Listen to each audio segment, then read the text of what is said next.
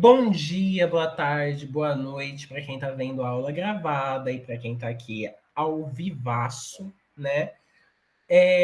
Hoje a gente vai ter nossa aula, então, sobre a imigração no Brasil. Como bem eu mandei ali para vocês, né, o memezinho, né, da atração que o Brasil fez para esses imigrantes virem trabalhar aqui no Brasil. Mas antes da gente começar a aula, né, a gente vai falar hoje sobre vários aspectos, né?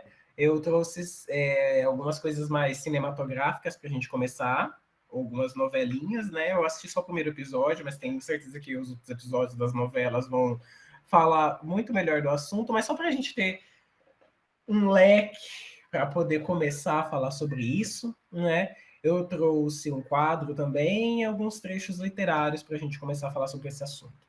Eu vou começar, então, apresentando aqui para vocês. Deixa eu ver aqui, eu tenho os parts aqui. A gente vai começar, então, vendo um capítulo da novela chamada Terra Nostra, da Globo. Onde que eu apresento? Ah, é aqui. Vou apresentar a tela inteira, depois eu volto ao normal, tá? A tela inteira, lembrando que eu não vejo chat. Chat.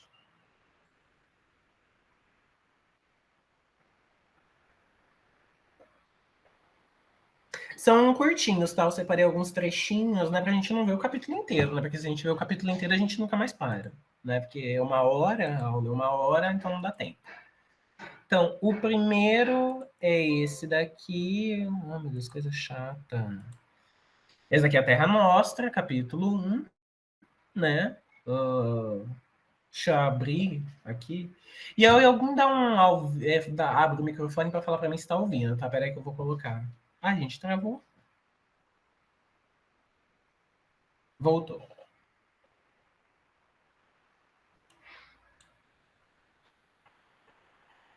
Vocês estão ouvindo, né?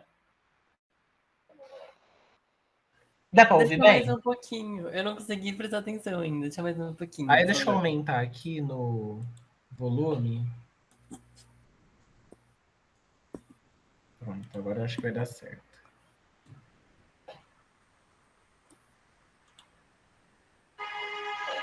Sim, tô ouvindo. Sim, que bom. Então vou colocar agora.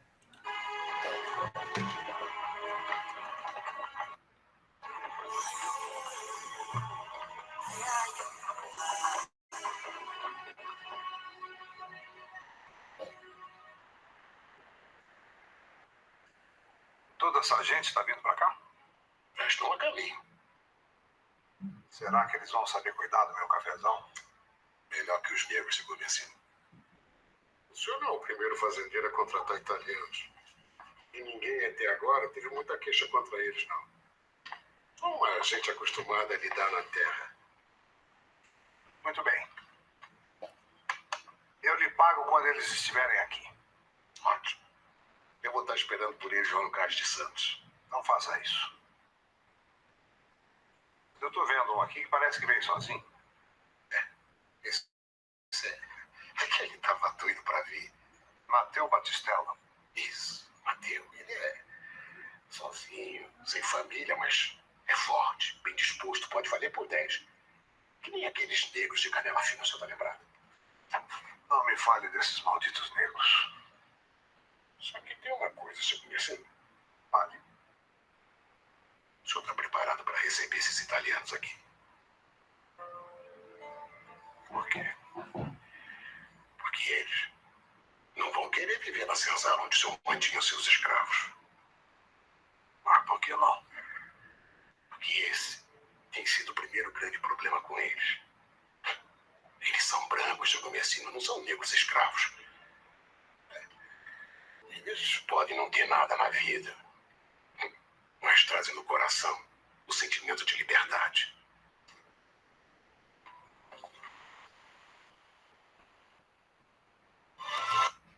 Espera que tem mais um trecho. Deixa eu ver onde ele tá. Tá por aqui, eu acho que tá aqui. Vou colocar aqui, ó. E la nostra filha é bella.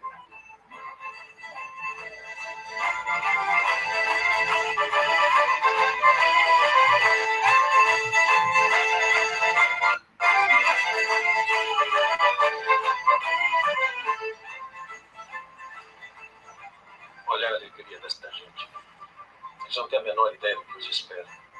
Pelo menos não viajam acorrentados nos porões, como os ricos. Mas vão tomar o lugar deles nos cafezais.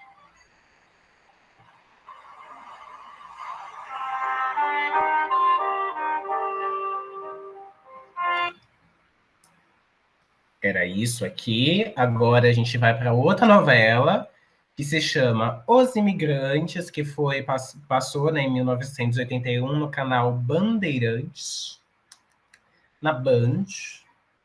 Tô fazendo propaganda da novela, acho que esse canal nem existe, nem sei. Vocês não tem como eu não assisto? Posso falar essas coisas também nesse canal, esse vídeo para ver pelo YouTube. Mas tudo bem. Ó, vou colocar então o primeiro trecho, são 2 trechos também que eu selecionei, tá?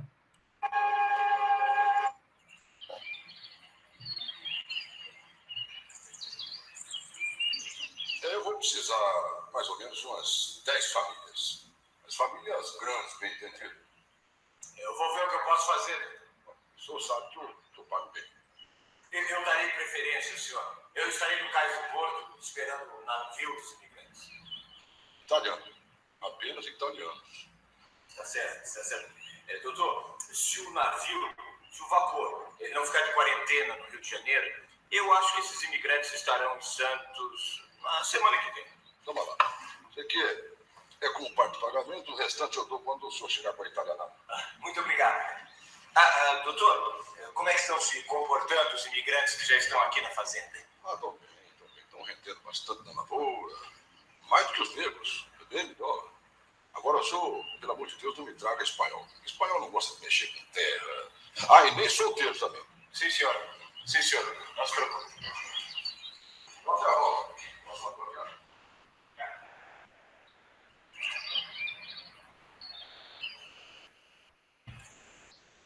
Tem mais um trechozinho e aí acaba... Peraí, deixa eu ver onde que é. É aqui.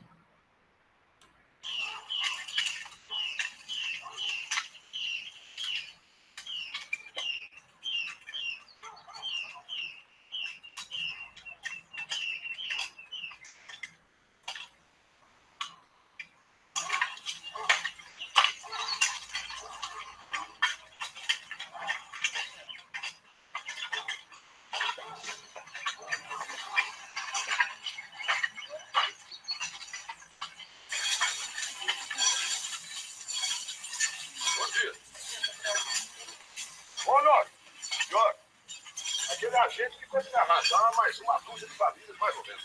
Será, patrão? Vamos esperar que eles consigam, né? Bom dia. Bom dia. Tô lá. Ô, Nós, como é que vai indo aí o velho Tom e a mudança? É isso que o senhor tá vendo.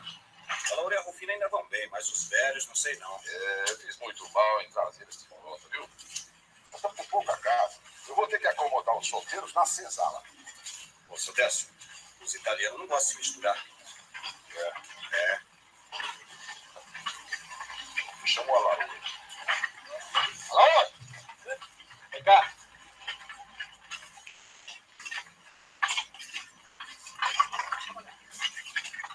Laura, passa lá em casa no fim do dia que eu vou acertar suas contas, viu? O que, patrão?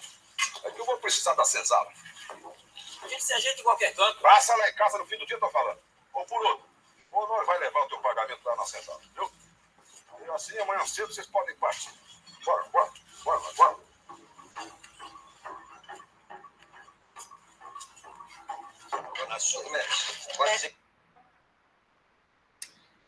Então, era isso que eu tinha para reproduzir para vocês. Deixa eu parar aqui o compartilhamento. Deixa eu parar o compartilhamento. É aqui.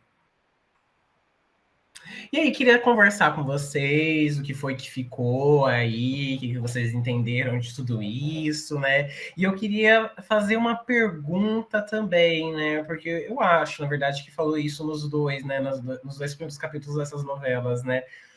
Por que esse pessoal estava desembarcando no Porto de Santos e não no Porto do Rio de Janeiro, né? Eu queria saber se vocês lembram um dos motivos, né? Por que disso. E eu queria também que vocês comentassem algum outro aspecto que vocês acharam interessante desses partes cinematográficas.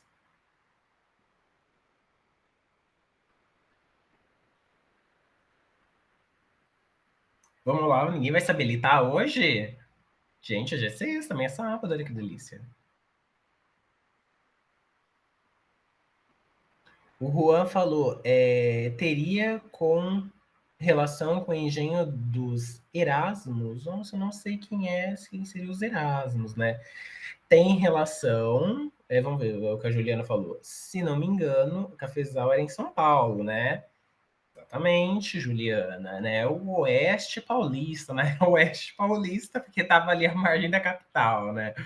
O Oeste Paulista, né? Então era onde se escoavam os alimentos, como eu falei para vocês, né? Na última aula, né? O Porto de Santos vira um porto importante, né? Ali de escoar alimentos, né, e tal, né? E era onde os italianos chegavam, né? Ora, as ferrovias que já estavam ali próximas, né, levavam e voltavam, né? Então, levava os imigrantes e voltava com o café, né? Tinha muita essa articulação também, né? Vocês perceberam, por exemplo, que na primeira novela, acho que foi no segundo trecho, eles estão ali dançando, né, bem felizes, né? E aí os caras, né, que estão dirigindo, né, eles lembram, né? Eles estão indo ali para substituir, né? Eles já sabem a realidade que esse povo vai encontrar aqui no Brasil, né? E não é nada muito amistoso, né? Como vocês verão hoje, né? Eu acho que vocês já devem saber disso, né? Não foi nada muito legal no começo, quando começou essa imigração, né? Essa imigração sempre teve no Brasil, né? Desde o primeiro reinado, sempre teve pessoas que vieram para cá, ora, tinha ingleses que moravam aqui, tinha várias pessoas de nacionalidades diferentes, né? Se intensifica de verdade na República, quando acontece, quando a gente tem a República já, né, em alguns períodos dela, se intensifica, né, essa migração, né? Mas no segundo reinado também tem uma grande porcentagem, né, de pessoas que vêm para o Brasil por N fatores, né, que está acontecendo na Europa, né, como a gente bem vai ver hoje, né? Mas eu achei interessante essa parte também, né?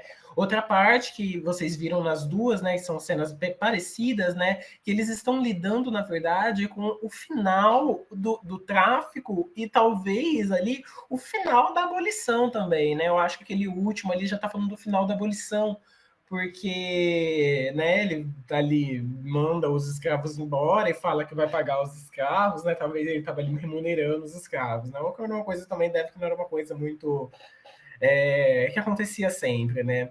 Mas vocês veem, né, isso, né, que esses imigrantes não querem, né, ficar no mesmo canto que as pessoas negras, né? Até porque o negro não é considerado gente, não é considerado cidadão, né, de verdade, né? E os brancos, né, por mais que sejam imigrantes, né, eles ainda têm uma coisa maior ali por ser branco e por vir da Europa, né? Por mais que eles sejam pobres e também tem toda uma questão em cima deles, né? Mas são trechos importantes, né? E significantes, né? Para a gente ver ali, né? Essas pessoas que vieram aqui em busca de um mundo novo, né? Uma oportunidade nova e que oportunidade que não tinha nos respectivos países deles, né? Eu vou começar a apresentar. Eu queria saber se alguém queria falar alguma coisa dos trechos, comentar alguma coisa, né? Eu acho que o primeiro ator que passou ali é o Antônio Fagundes, né? Não, acho que essa novela também não é da época de vocês, né? Também não é da minha, mas eu adoro ver novelas, né? Eu penso assinado Sim, de Globoplay. Oi, pode falar, Juliana. nossa, não é que eu lembrei do trechinho, né, que ele tava falando, que os italianos tinham no coração a liberdade. Nossa, eu fiquei chorando, não acredito que eu ouvi isso, né? Eu fiquei de 8, 7 e pouquinho. Nossa, é complicado. Nossa, completamente, né? Os negros não têm esse sentimento, né? Lógico que tem, né? Ninguém é escravo porque quer ser escravo, né? E vocês viram muito bem, né? Eu acho que nessas aulas de Brasil, né? E vão ver sábado, né? Na verdade, sábado que vem, que o negro aqui não era uma pessoa subordinada, né? Uma pessoa que só aceitava o sistema, né? Com certeza haviam negros que estavam ali aceitando a sua condição de escravidão, né? Sempre tem, né? Uma pessoa do contrário aí, né? Mas em grande maioria são pessoas que não aceitam muito bem isso, né? Ali ser escravo, né? Tirou da sua pátria mãe, né? Que é a África ali para eles, né? E trouxe para cá, né? De vários lugares da África, né? Inclusive, né? Que a África é um continente, né? Não é um país. Ali vê pessoas da Angola, né? Pessoas de vários lugares, né? É um absurdo, mas bem lembrado essa parte, né? Eles têm a liberdade, né? Uma loucura.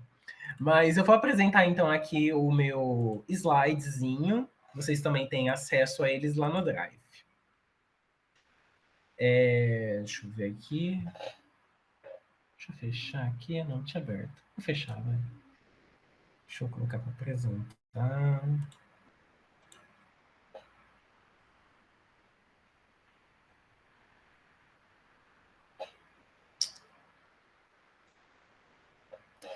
Então, hoje a gente fala sobre a imigração e o surto industrial, né? A imigração que a gente já viu bem aí nessas duas novelas, né?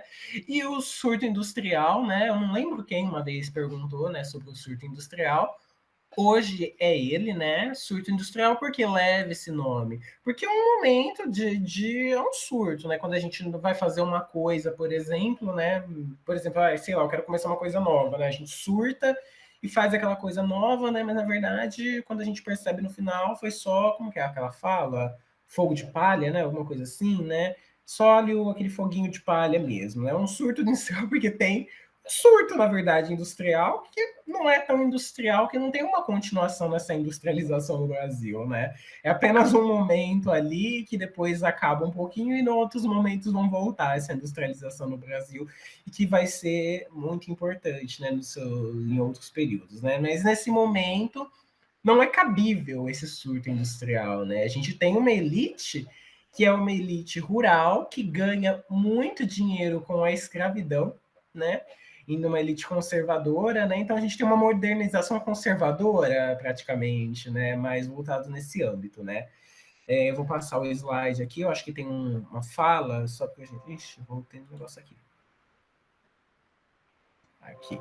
Então, só revisitando ali o que a gente falou na última aula, né? Eu coloquei um trechinho aqui, né? Vou dar uma lidinha para vocês, né? Seria ilusório pensar que os grupos sociais do Vale do Paraíba e do Oeste Paulista, né? Lugares que a gente viu onde se começou o café, né? As grandes plantações de café, né? No primeiro momento no Vale do Paraíba, né? E no segundo momento no Oeste Paulista, ali naquela parte ali de Ribeirão Preto, né? E tal, né? Fossem inteiramente diversos, né? Um representando o velho e a aristocracia decadente, e o outro novo e a burguesia empreendedora. Até porque membros da família do Vale abriram fazendas nas áreas novas, né? Então, é isso que a gente fala, por exemplo, né? Lógico, né, que tem características muito diferentes uma da outra, né? Quando a gente fala do pessoal do Vale do Paraíba e do pessoal do Oeste Paulista, né?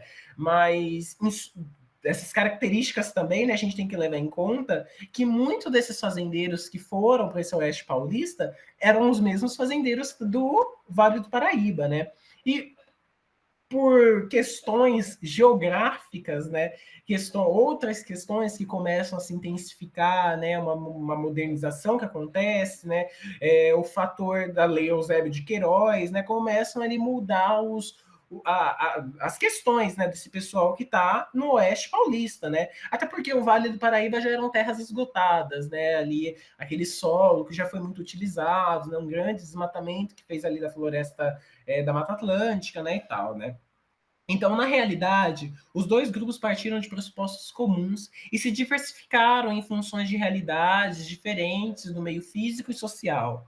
Ambos praticavam a agricultura extensiva e utilizaram amplamente a mão de obra escrava. Os fazendeiros paulistas não se voltavam para o imigrante porque acreditavam nas virtudes ou na maior rentabilidade do trabalho livre, mas porque a alternativa do trabalho escravo desaparecia e era preciso dar uma resposta para o problema, né? Então, por mais que também tenha uma característica muito interessante do pessoal do Oeste Paulista, ser mais um teor ali abolicionista, né? Algumas pessoas, né? Quando sempre a gente fala qualquer coisa sobre o Brasil, não dá para generalizar, né? Por exemplo, quando a gente fala da crise da cana-de-açúcar, né? Quando a gente fala isso, a gente tem sempre a ideia que aquela crise fez com que acabassem as plantações de cana-de-açúcar. E muito pelo contrário, né? A cana-de-açúcar continua ali, né? Por mais que ela já não é mais a economia que orienta, né, o Brasil, né? Essa economia ele continua de um certo modo, né? Mas a gente vai ter os séculos, né, devidos de alguma outra outro plantio, né, de outra forma econômica que vai suprir aí, né, a que está em decadência, né? E nesse cenário, né, a gente já teve duas, né, que foi a do açúcar, né, novamente, né? E agora o tráfico negreiro, né, que vai dar um anúncio pro fim da escravidão também, né? Já é um anúncio, né? Os escravos começam a ficar muito caros, né? Eles começam a vir do Nordeste para o Sudeste em preços exorbitantes, né? Então se torna uma coisa muito vantajosa, né? E essas pessoas também alinhadas com os capitais ingleses, né? Os ingleses não estavam interessados em estarem ligados, né, com essas pessoas que ainda utilizavam essa mão de obra escrava, né? Não era bem visto, né? Outras questões também dificultaram, né? E a gente vai tratar disso. Não vou falar tudo, não. Outro trechinho. Aquele trechinho era do Boris Fausto. Esse trechinho é da Emília. Os altos preços atingidos pelo café no mercado internacional, a melhoria das vias de comunicação, o aperfeiçoamento dos meios de transporte, a possibilidade de empregar cada vez em maior escala processos mecanizados para o beneficiamento do café, o fenômeno da urbanização característico da segunda metade do século, o crescimento da população modificava as condições econômicas nas áreas cafeeiras, criando novas perspectivas para o trabalho livre. Quando a gente fala desse trecho que está muito ligado de um certo modo com a imigração, e ligado também com o surto industrial que o Brasil teve ali de um momento de fazer uma industrialização, né, brutal ali, importante, bacana, né, mas não dá muito andamentos, né, tem fracassos evidentes nisso, né. Agora esqueci o que eu ia falar.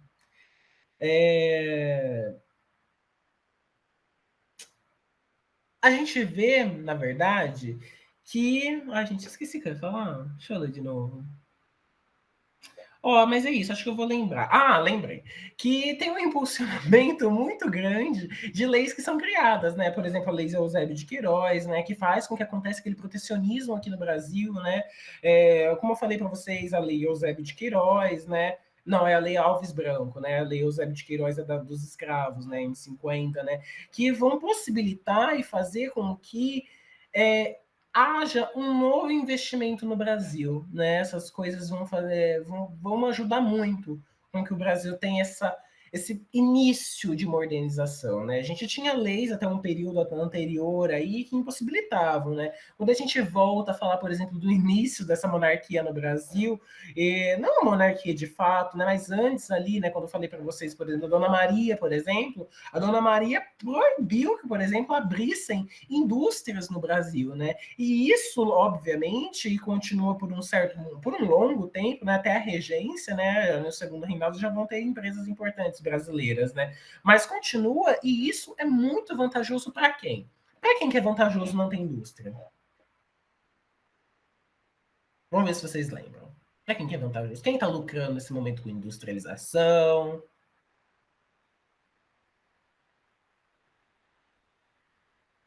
Tcharam. Quem, pessoal? Os liberais? Não são os liberais, Juan, que estão lucrando com isso. É a dona Inglaterra, que lucra horrores, né, com o Brasil não tendo essa modernização, né? A Inglaterra está lucrando horrores, porque ela está vendendo os produtos dela. Aquela lei Alves Branco foi um soco na Inglaterra, né? Agora, os produtos ingleses agora não circulam com a mesma difusão que circulavam antes, né? Agora, o Brasil começa a criar os seus próprios produtos, né? Isso desenvolve o nacional e prejudica de uma forma muito grande a Inglaterra, né? Que ganhava muito dinheiro aqui com o Brasil, né? E o Brasil não lucrava muito com ela, né? Porque, por exemplo, o café, ela não era uma grande consumidora do café brasileiro, né? Outros países na Europa que consumiam café, e não a Inglaterra, né? Então não fazia sentido dar ali as taxas alfandegárias baixíssimas para a Inglaterra circular livremente aqui e não fazer, né, esse comércio regular com os outros impérios, né, do período, né? Agora, indo para frente, deixa eu abrir só aqui minha partezinha, meu colante. A gente vai começar então a falar da imigração europeia no Brasil. Deixa eu voltar aqui para ver vocês, né? Se vocês comentaram alguma coisa, né? Então, quais são os principais fatores de quando a gente fala dessa imigração, né? Como eu falei para vocês, né? Imigração que sempre teve imigração, né? Mas dá um passo um pouco maior no segundo reinado e se intensifica no período da República, né? Quais são os fatores? É a crise econômica europeia, né? A crise de superprodução com a segunda revolução industrial, né? Então isso, né, de substituir a mão de obra ali por máquinas, né, e tudo mais, né, fazem com que aconteça uma imigração grande, né? Óbvio, as pessoas ficam desempregadas e vão querer a propaganda que o Brasil fazia no exterior, né? O Brasil aí com amplas terras para se cultivar, né? Venha ter aí um pedacinho de terra seu, né? Se tivesse TV ainda já nessa época, seria essa a propaganda, né? As unificações tardias, né, da Itália e da Alemanha, né, ali estava a Itália, que era um pessoal ali, né, os italianos que vieram em grande massa para cá, né, era um pessoal muito ligado ao campo, né, eles eram muito camponeses, né, e quando acontece essa unificação desses dois lugares, aí uma unificação tardia, né, quando a gente olha para a Europa, né, já tem vários países ali consolidados, né, e está acontecendo essas unificações da Itália e da Alemanha, né, as pessoas migram para o Brasil, por exemplo, não para o Brasil só, mas para a América Latina como um geral, né? Ora, a Argentina, por exemplo, tem um nome de Europa na América, por quê, né? Será, né? Porque uma grande quantidade de imigrantes foi para lá também, né? E lá talvez encontrassem situações melhores, né, do que no Brasil, que era um país muito ligado, né, a essa questão agrária, né. A Argentina, por exemplo, né, eu acho que nesse período, ou não, eu acho que é no século XX, agora eu não lembro, mas vai ter um século aí na Argentina, por exemplo, que eles vão erradicar o analfabetismo, né, no país, né? Não vai ter pessoas analfabetas, né, escola, né, para todo mundo, né, ali e tal, né? O Brasil tem uma situação muito diferente, né? Então, são questões, né, diferentes, né? Então, são pessoas que vêm para cá, né, dessas principais localidades, né? Não que não viessem de outras, né? Como a gente viu ali, né? Vem pessoas, por exemplo, nos vídeos, né? Vem pessoas de Portugal, da Espanha, né? Você viu o cara ali falando, né? Não tragam espanhóis, né? Que eles não gostam muito de lidar com a terra, né? O pessoal italiano está mais acostumado, né? A expansão cafeeira é um motivo muito grande, então, também, né? Principalmente ali no Oeste Paulista, né? Onde está se aumentando, né? E essa crise do escravismo, como eu falei para vocês, essas leis que vão sendo impostas para acabar com a escravidão, fazem com que uma nova mão de obra tenha que nascer. E essa nova mão de obra vai ser a mão de obra dos imigrantes, né? Que vão substituir o trabalho escravo nas lavouras de café, né? Outra questão também dessa migração europeia que é muito, eu vi isso no ensino médio, né? Estudei escola pública, né? Então não fala muito desses assuntos assim do Brasil, né? Fala só de pontos específicos, né?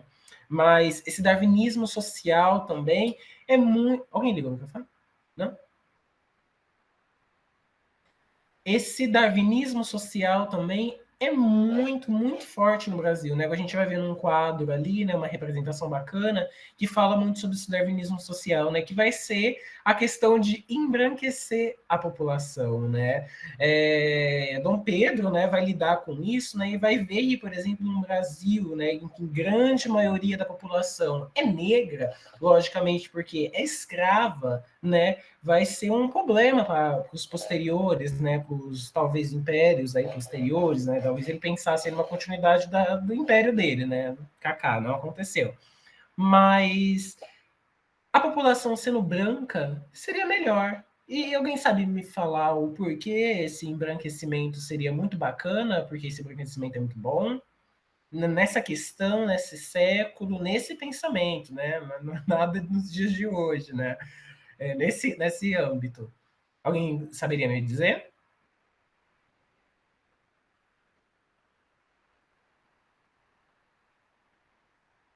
Podem ligar o microfone.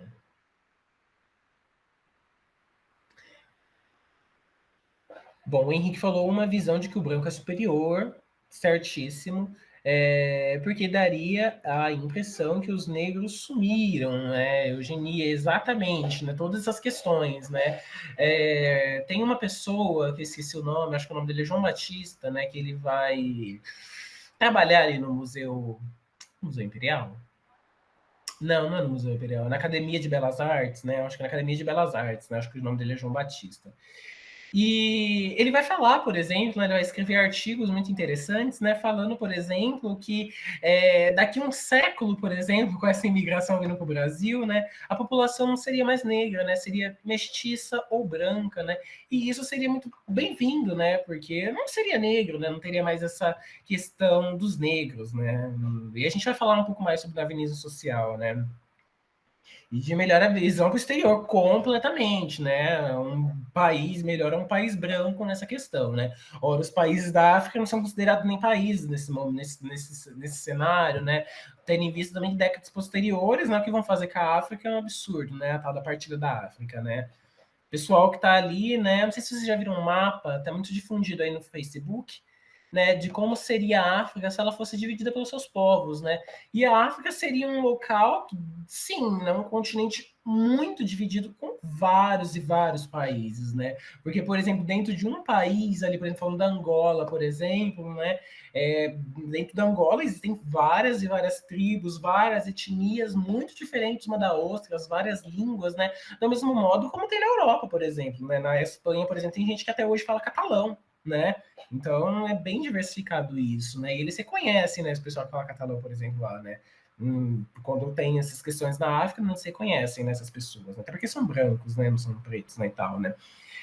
Dentro dessa migração, então, vai existir, no primeiro momento, esse sistema de parceria, né? O que é esse sistema de parceria, né? Ele é implementado, então, pelo fazendeiro, né, e senador no Brasil nesse momento, o senador Vergueiro, né, na fazenda de Ipicaba,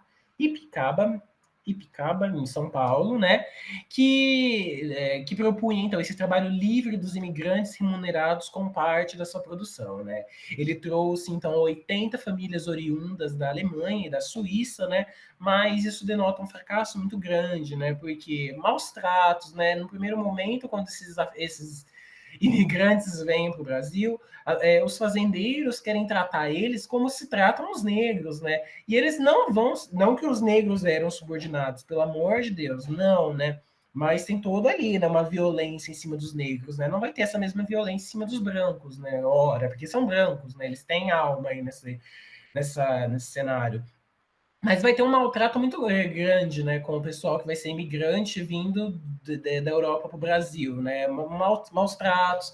Esse pessoal que vai sair, por exemplo, da Itália, né, e vindo para o Brasil, né, eles já vão chegar endividados, né? Então, nessa primeira grande, né, dia, por exemplo, que vai catar o café ali, né?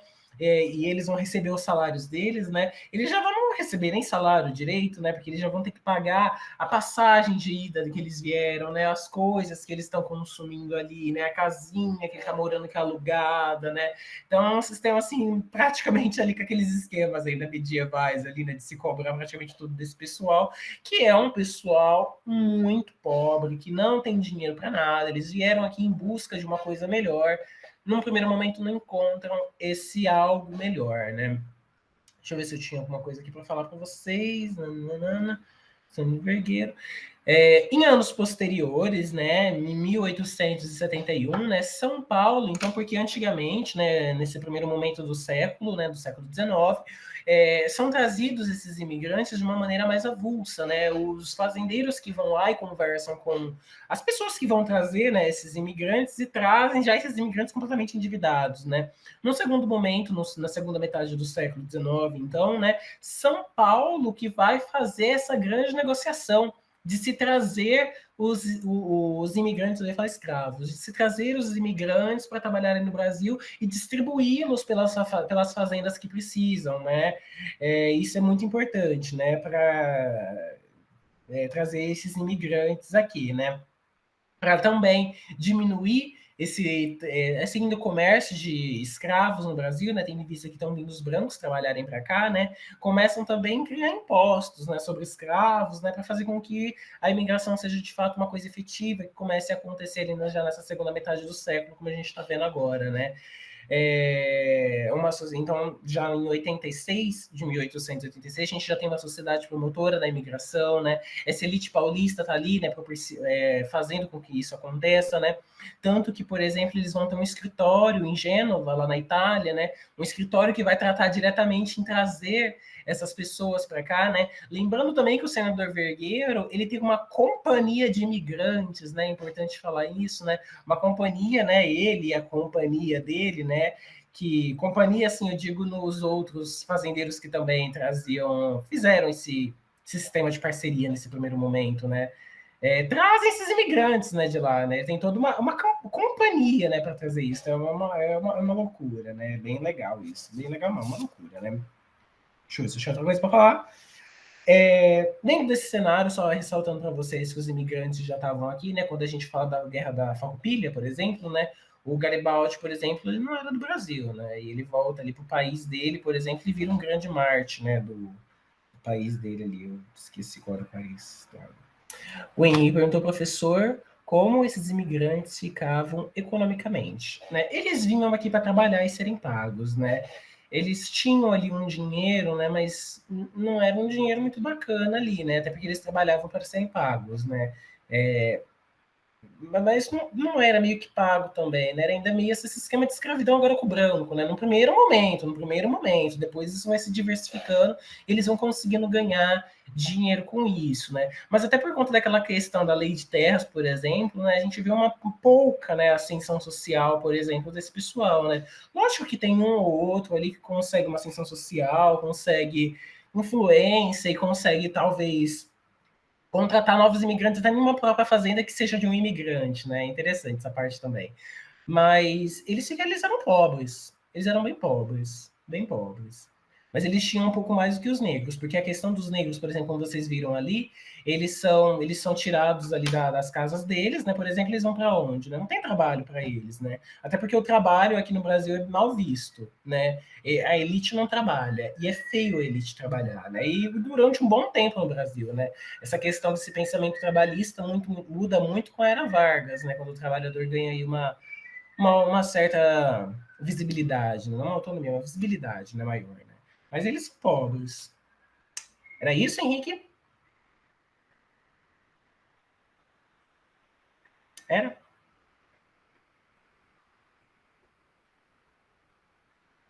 Então tá bom. Agora eu acho que é o quadro. Esse quadro é muito interessante, se chama A Redenção de Cam, né? Eu acho que vocês conhecem quem é Cam, né? Cam é aquele personagem da Bíblia, né? Que ele viu Noé pelado, alguma coisa dessa questão ali, né? E ele foi... Noé jogou uma maldição nele, né? Ele tinha que ficar andando aí pelo mundo, né? Ele seria um andarilho, né? Praticamente, né? E a maldição de Cã, né, se chama, né, nessa parte da Bíblia, né? Esse quadro é uma interpretação diferente da redenção de Cã, né? Esse andarilho que está andando encontrou a terra dele, que é a terra do Brasil. E esse quadro propaga o quê? O darwinismo social. É do Modesto Brocos, né? É a representação das teses do envelhecimento da população, né? De 1895 já, né? Um lá posterior, né? Vocês veem, por exemplo, uma negra levantando as mãos para cima, né? Tipo, glória a Deus, né? Que isso aconteceu, né? E vocês veem, por exemplo, aqui, deixa eu colocar do outro lado aqui, né? Tá a mulher negra, né? Que pode ser mãe, né? A avó dessa criança, que é a criança central do quadro, né? Esse cara aqui, que parece ser um imigrante, com certeza um imigrante, né? Talvez espanhol, italiano, português, não sei, né?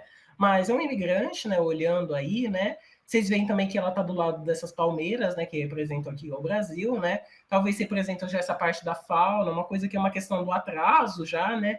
Porque preservar a floresta nesse momento não é questão de ninguém, né? Ele já ligado aqui com essa dentro dessa porta para entrar para casa, né? Bem interessante. Vocês veem no meio já uma mulher aí, né, com mais, pode ser mãe do menino, né? Ela é mãe dela, né? apontando para o dedo, apontando para frente, talvez apontando para um progresso, né?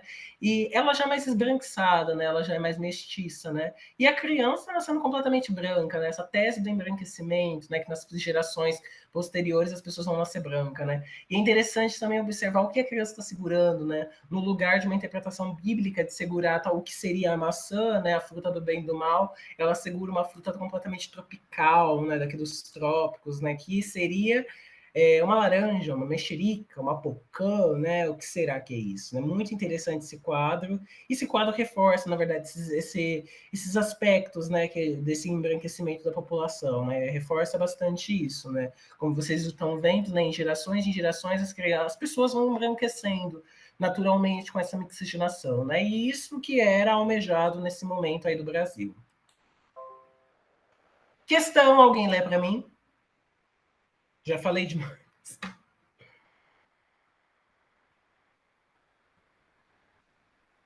Quem pode ler? Posso. Pode ler, Henrique. Os colonos que emigram recebendo dinheiro adiantado tornam-se, pois, desde o começo, uma simples propriedade da vergueira-se-á. Em virtude do espírito de ganância, para não dizer mais, que anima numerosos senhores de escravos, e também a ausência de direitos em que costumam viver esses colonos na província de São Paulo. Só lhes resta conformarem-se com a ideia de que são tratados como simples mercadorias ou como escravos. O texto aponta problemas enfrentados por imigrantes europeus que vieram para o Brasil para a. Trabalhar nas primeiras fábricas implantadas na região do sudeste do país para reduzir a dependência brasileira de manufaturados ingleses. B. Substituir a mão de obra escrava nas lavouras de café e cana-de-açúcar após a decretação do fim da escravidão pela Lei Áurea. C.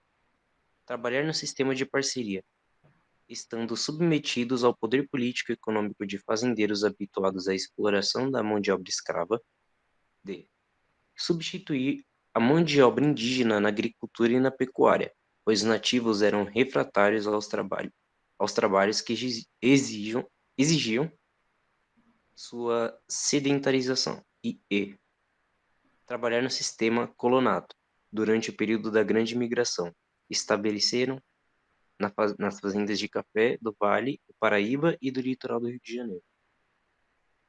Obrigadão, Henrique. E aí, pessoal, qual que é a alternativa?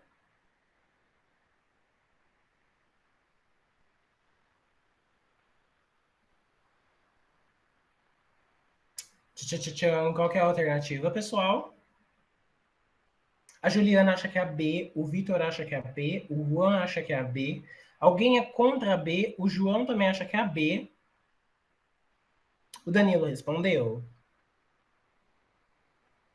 Acho que o Danilo deve estar lendo. O Danilo virou pera. Tô pensando. Ó, tá todo mundo indo de B, hein, Danilo? Será que você vai contrariar todo mundo? Você vai de B também? Vamos ver, então, se é a B. Não, pessoal, é a C. Ninguém falou você. Por que não é a B? Substituir a mão de obra nas escravas nas lavouras de café e cana-de-açúcar já começa errado por aí, né? Após a decretação do fim da escravidão pela Lei Áurea, não, a gente não está falando da Lei Áurea. Ele está falando na questão de vergueiro e companhia. Se ele está falando do vergueiro, ele está falando do sistema de parceria. Se ele está falando do sistema de parceria, ele está falando no início, ali naquele período ainda que não é a segunda metade já do século XVIII. Século XVIII. Aquela primeira metade em 47, já que ele tenta implementar já nessas primeiras vias aí, né, o sistema de parceria com os imigrantes. Então, a alternativa correta seria a C. O sistema de parceria seria isso aqui, ó, que eu falei para vocês. Que eles vão trabalhar remuneradamente, né, que as famílias vão ser pegas lá, né, diretamente. Ui, meu Deus, ó, tô vendo negócio errado. As famílias vão ser pegas lá, então, na Europa, vão vir para cá para o Brasil, mas elas já chegam endividadas, né? Então, elas trabalham praticamente para pagar as dívidas delas ali com café, né? Então, essas famílias chegam ali endividadas, né? Sistema de parceria não dá certo, né? Então, São Paulo, já na segunda metade, então, do século XIX, ele intervém e começa a fazer essa negociação, né? Para os imigrantes não chegarem endividados, né? E conseguirem aí alcançar, ter coisas aí para eles, né? Na segunda metade, né? Não que vão ter grandes conquistas, né? O preço que eles são pagos é absurdo, é irrisório. Mas acontece aí, né? Deu para pegar, Vitor? Deu? Acho que deu. Você tinha digitado sim? Então vamos passando. A questão era essa. Agora a gente fala do surto industrial. A gente vai terminar hoje, que a aula que vem é para o Paraguai, não consigo. Então, terminando aqui rápido, tá? Surto do Paraguai. Surto industrial, né? Quais são os fatores, então, para acontecer o surto industrial, né? Porque uma coisa está vinculada com a outra, né? Essas coisas estão sempre vinculadas com o café, né? Esse surto industrial acontece no primeiro momento, então, com essa grande disponibilidade de capitais, né? Por que disponibilidade de capitais, né? Os capitais excedentes, né, das exportações do café, né, ali do que eles plantam do café e vendem ali, sempre tem um dinheirinho extra da reimplantação, né? Que voltam, né, plantar, né, porque eles vendem o café, compram o grão novamente, né, plantam o grãozinho, colhe, café vende, café é esse esquema, né? Então sempre tem um dinheirinho ali que sobra, que é o lucro deles, né? Então esse capital excedente, capital também excedente devido ao fim do tráfico negreiro com a lei Eusébio de Queiroz, de 5 do ano de 50, né, de 1850, né, que fez com que esse capital estivesse mais ali para o pessoal usar em outras coisas, né? Ora, muitos barões, né, financiam, né, ferrovias, né, as ferrovias, né, que ganham um destaque muito grande nesse segundo reinado, né? A facilidade também desse crédito internacional também ajuda muito, né? Os ingleses estão aqui vindo investir no Brasil também, né? Tem sempre essa questão, né? Essa parceria ali com os ingleses, né?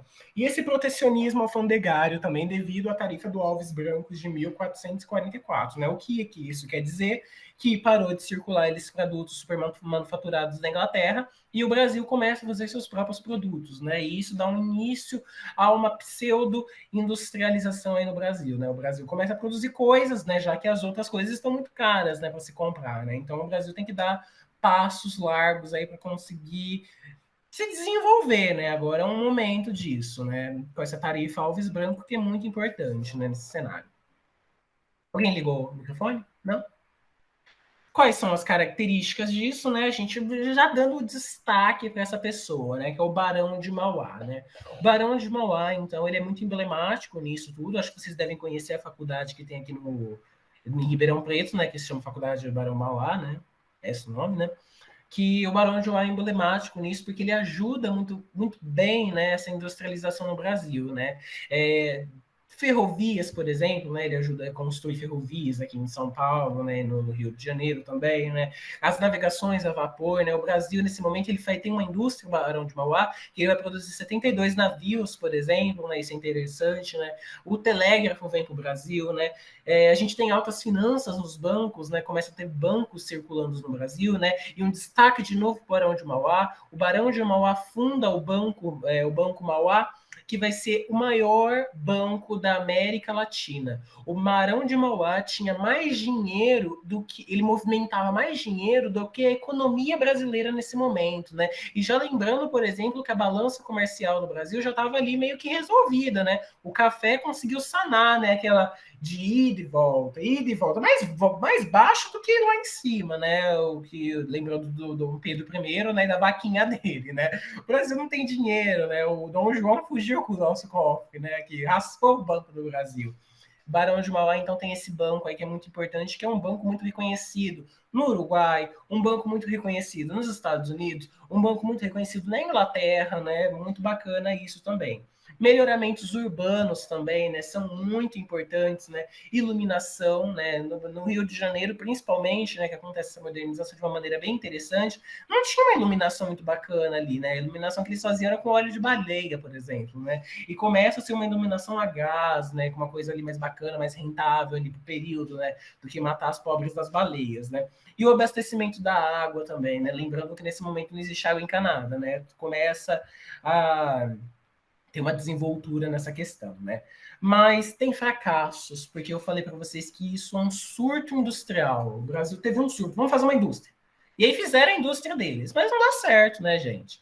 Porque essa alta especulação financeira, né, de se comprar coisas muito baratas e vender muito caras, né, não acontece ali, né, não vende, né. O Barão de Mauá, por exemplo, né, em 78, ele vai estar falido. Ele não morre falido, mas ele fale, né? Ele fale porque não existe apoio do governo, né, por exemplo. Né? O Dom Pedro II não ajuda ele, né? E tem uma cena emblemática, né? Tem até no filme, tem um filme Mauá, eu acho que é o nome do filme, que fala ali do Barão de Mauá e fala do Dom Pedro II, dessa relação que eles tinham, né? Porque o Dom Pedro II, né, junto com essa elite que não estava acostumada com essa modernização, empacou muito para eles conseguirem ali modernizar o Brasil de fato, né? E nem modernizam o Brasil de fato, né? Para aí, né? Essa associação com o capital estrangeiro também, né, é uma coisa bem vista, mas também não é uma coisa bem vista, sempre uma coisa muito dual também, né? A pressão da Inglaterra para o fim da tarifa Alves Branco, né? A Inglaterra está pressionando, tá vendo que o Brasil está tentando se desenvolver, ela não quer isso. A Inglaterra lucra horrores, né? Ainda mais aquela segunda revolução industrial, vai lucrar horrores, né? Vai ali aquela toda dinâmica dentro da Primeira Guerra Mundial, né? É uma loucura. Ela está lucrando horrores com isso e ela não quer que ninguém empata o desenvolvimento financeiro dela, né? Então, essa tarifa Alves Branco, ela, nesse momento, ela já é derrubada também, né? Mas foi importante ela para um certo momento do Brasil, tá? Essa falta do apoio do governo, como eu falei para vocês, né? Tem uma cena, por exemplo, que o Dom Pedro, no filme, depois vocês dão uma olhadinha, que ele pega uma pá e ele cava, né, para dar início ali aquela ferrovia, por exemplo, que o Barão de Mauá estava construindo, né? E aquilo é muito mal visto pela aristocracia da época, né? Ora, por quê? Porque quem trabalha é escravo, quem trabalha é gente pobre. Você acha que rico trabalha? Agora, um imperador, um monarca do direito absoluto ali, né, que tá ligado com os teores liberais, mas nem tanto, né? Pegar isso e fazer um trabalho, gente, isso é muito mal visto, né? Tendo em vista isso, eles viram meio que ali, né? O Dom Pedro II passa a não gostar muito do Barão de Mauá. Tanto que tem uma ferrovia que o Barão de Mauá constrói, e o Dom Pedro constrói outra ferrovia do lado, a 30 quilômetros, né? Tudo bem que é uma ferrovia bem assim, tem muita debilitação ali, né? Demora para construir, né? Fica muito cara, né? E tal. Mas consegue ali a ferrovia construir, mas também não foi isso que debilitou o Barão de Mauá, né? Foi investimentos mal feitos dele, né? Coisas aí dele. Tem uma parte que eu notei sobre o Barão de Mauá. Deixa eu ver aqui. Falei do banco, os atritos deles com os setores da aristocracia, né? A perda de favores governamentais, né? Ele fez investimentos de alto risco, né? Em 75 ele fale, né? E tal, né? Deixa eu ver se tinha uma coisa para falar. Dentro dessa questão toda, deixa eu ver se tem um próximo slide. Não é a questão. Dentro dessa questão toda, por que eu comecei falando na aula que a gente consegue ver uma modernização conservadora, né? Quando a gente fala de surto industrial, a gente já percebe isso, né? Esse surto industrial, que não acontece uma industrialização de fato. Então, isso é uma modernização conservadora, né? Modernização por quê? Ora, o café está se modernizando, né? A gente vai ter implementações de coisas interessantes, né? Não vai ser aquela coisa rudimentar que estava ali no Vale do Paraíba, no Oeste Paulista tem a implementação de algumas técnicas novas, né, de se plantar o café de uma forma mais bacana, né? Essas indústrias que surgem no Brasil, né, de luz, por exemplo, né, empresas que vão fornecer água, empresas, né, essas empresas que vão surgindo, né, no Brasil. A empresa dos navios, né, do Barão de Mauá, né, as ferrovias, os portos, né, a importância desses portos, né, essa alta especulação financeira, né, que no momento é bom, em outro momento não é tão bom, né, como eu falei para vocês ali dos casarões, né, e no vídeo a gente viu muito bonito, né, alguns casarões, né, e que eram vendidos ali, né, por senhor do café, né, o senhor do engenho ali, né, mas na verdade ele não ficava ali, né, ficava em outros lugares cuidando de política, né, e tinha seu cafezal, né, esse mercado de trabalho também, né, esses serviços urbanos, né, e uma emergência talvez de começar a nascer uma classe média também, né. Então essas questões são muito modernizadoras, mas também são conservadoras, por quê? A gente tem um Sudeste que vai se modernizar, né, e não um Brasil como um todo, né. A gente ainda continua tendo a concentração do latifúndio, não latifúndio, a monocultura, a escravidão continua, querendo ou não, né, os imigrantes estão vindo, mas ainda há escravos que trabalham, né, e esses escravos, quando tá em a Lei Áurea, eles vão para onde? Né? A gente bem refletiu um pouco nisso e vai refletir quando a gente chegar nas questões do final do Império, né? Que está chegando já, né? Essa elite aristocrática que continua dominando o Brasil e fazendo o que ela bem quer, né? Esse alto analfabetismo também no Brasil, né? A questão do darwinismo social, né? A exploração do trabalho dos imigrantes naquele primeiro momento com o vergueiro, né? Então são todas questões que denotam para a gente um teor de modernização conservadora, né? Numa modernização que vai estar ali de fato impulsionando algo interessante no Brasil, né? Até porque a Lei Alves Branco, né? Termina por aí, né? Então aí a gente não tem um desenvolvimento muito grande dessa industrialização no Brasil. Vamos para a questão. Eu queria que vocês prestassem muita atenção nessa questão, porque eu fiz uma pegadinha com vocês nessa questão. Então, alguém pode ler para mim? Ela é da FUVEST.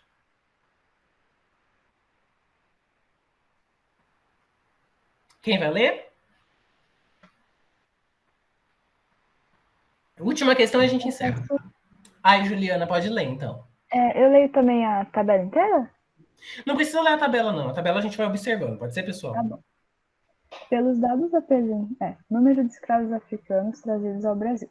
Pelos dados apresentados, pode-se concluir que, no século XIX, a importação de mão de obra escrava diminuiu em decorrência da crise da economia cafeira. B. O surto industrial da época de Mauá trouxe como consequência a queda da importação da mão de obra escrava. C. A expansão da economia açucareira desencadeou o aumento de mão de obra livre em substituição aos escravos. D. A proibição do tráfico negreiro provocou alteração no abastecimento de mão de obra para o setor cafeiro. Letra I. O reconhecimento da independência do Brasil pela Inglaterra causou a imediata diminuição da importação de escravos. Ju, muito obrigado. E aí, pessoal, qual que é a alternativa? Se alguém falar que é aí, eu vou ficar muito triste.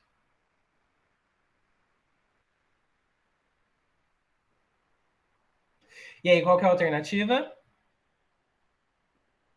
Vocês conseguem ver na tabela, né, que o número vai diminuindo drasticamente, né, de pessoas escravizadas no Brasil. O Henrique acha que é a D. Vou esperar mais gente se manifestar. Vai que tem alguém contra a D. Henrique, será que você tá sozinho? Será que você vai achar que só é a D? O Danilo fala que é a D também. Ixi, ó, a D tá aumentando, tá aumentando. Será que alguém fala que é alguma coisa ao contrário? Todo mundo concorda com o Henrique e com o Danilo? O Vitor vai de D também. A Juliana falou que essa tá na dúvida. Vitor, pensei bastante na B. O Juan tá na D, mas tá na dúvida. O João também, né? Mas é uma pegadinha, hein? Já dei aí, falei para vocês. Pelo amor de Deus, não falem que é aí, senão eu vou ficar mal com vocês, porque o reconhecimento da independência do Brasil pela Inglaterra causou imediata diminuição da importação. Não, gente, tá lá no primeiro reinado. Não tem como ser, né? Aí, né? Então aí é uma questão que a gente sempre exclui. O Henrique acha que é D ou a B. O João vai de B. Então vamos ver qual é a alternativa correta. Tchan. É a D, gente. Eu coloquei uma questão que não tinha muito relação ali, né? Só porque eu vi ali o nome Mauá, acho que é Mauá aí, né? Ou é Mauá ali na época de. Na questão B, a época de Mauá, eu coloquei para ver, né? Se. Era uma pegadinha. Então a questão correta, a alternativa correta é a D, a proibição do tráfico negreiro pela lei de 1850, a Lei Eusébio de Queiroz, provocou uma alteração no abastecimento da mão de obra escrava para o setor cafeeiro, né?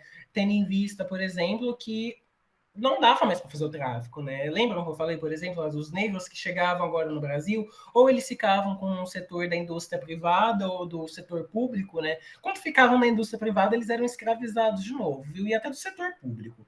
Mas o Vitor falou assim, provocou, mas ao mesmo tempo não supria a mão de obra com os imigrantes brancos.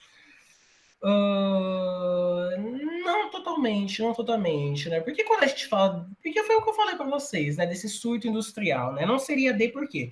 O surto industrial da época do Mauá trouxe como consequência a queda da importação da mão de obra escrava no Brasil. Não trouxe como essa consequência, né? No primeiro momento, é as leis que trazem essa consequência, né? E não só o surto industrial. O surto industrial vai ser derivado de tudo isso, né, que acontece, né? O surto industrial é derivado da tarifa Alves Branco, né? Que para de vir produtos da Inglaterra e agora o Brasil tem que começar a se industrializar para produzir suas próprias coisas. O surto industrial é derivado da Lei Eusébio de Queiroz, de 50, que param de acontecer esse tráfico negreiro. Mas para de acontecer o tráfico da África para a América. O tráfico dentro do Brasil vai continuar por 40 anos. A Lei Áurea só é assinada em 88. Então, continua tendo uma escravidão muito intensa no Brasil. O surto industrial não traz essa consequência de cair drasticamente o cenário da escravidão no Brasil. Não é o surto industrial. Até porque, por exemplo, a gente vai ter um Brasil ainda muito escravista, né? Muito escravocrata, muito ligado com isso, né? O surto industrial é aquele momento de surto, mas a tarifa aos vezes branco cai e as pessoas voltam ali a entrar os produtos ingleses de uma maneira mais bacana, né? Mas a proibição do tráfico negreiro provocou uma alteração no abastecimento da mão de obra escrava, né? Lembram que eu falei para vocês, a lei Feijó, por exemplo, teve umas leis do Feijó, já no governo provisório, né? Provisório não, regencial, então era Vargas. No governo provisório, regencial, né, que o Feijó ali faz aquela lei para o inglês ver, né, que já detinha a proibição do tráfico negreiro, né. O tráfico negreiro só se intensifica no Brasil, né, até 50. E até depois de 50, ainda continuam vindo navios negreiros para o Brasil, né, continuam vindo de uma maneira mais, agora não bacana, até porque a pessoa que trazia, né, nos tombeiros, né, os negros para trabalharem, né, não eram bem vistas, né, mais, né, elas eram olhadas agora como piratas, né, como a gente bem viu em alguns trechos literários da última aula, né. Então, a questão correta mesmo seria esse número de escravos reduzindo, seria porque a proibição desse tráfico negreiro, né, com a Lei Eusébio de Queiroz, que provoca essa questão do abastecimento, e não o surto industrial, né? Por mais que existiam pessoas para trabalhar aqui, e trabalhavam, né? A gente também tem que lembrar que tinham pessoas no Brasil, né? As pessoas acham que tá falando do surto industrial e não tem ninguém aqui no Brasil, né? Na verdade tem, né? Tem os colonos, não são mais colonos, né? Tem os brasileiros também, né? Que moram ali, né? Que moram nas cidades, né, que estão aí se desenvolvendo aí, né, já são cidades importantes, cidades grandes, né, mas a grande maioria está ligada ainda à área rural, né, tem sempre seu pedacinho de terra, né, e tal, né. Então, acho que eu consegui fazer, eu acho, vocês entenderem, que é a questão de, né, deu para entender, Vitor?